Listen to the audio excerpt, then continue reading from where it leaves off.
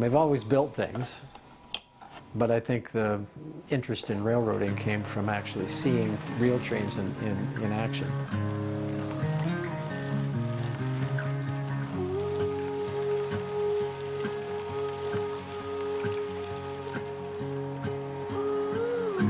I lived in northern Peru with my family.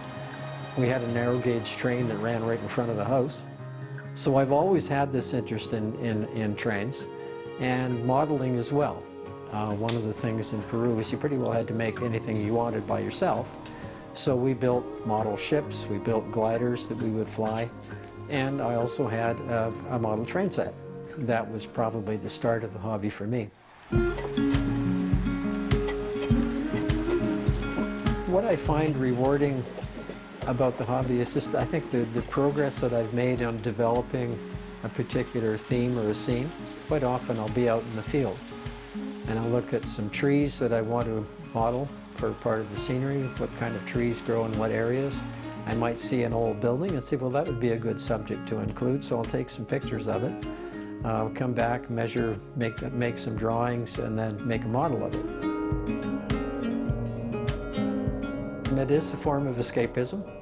If you have a lot on your plate, and I've had some fairly stressful jobs in my career, I found it was just really nice to come down into where I was working on my layouts, and I could spend half an hour or an hour working on something and see the results of it, but be totally engaged in the activity at the time. So I don't look at it as work, I have to go complete something. No, it's a process. And so each day you look at it and say, well, you know, there's some better details I could do here or something else I could add there. And, you know, each little project is its own, you know, source of satisfaction, if you like.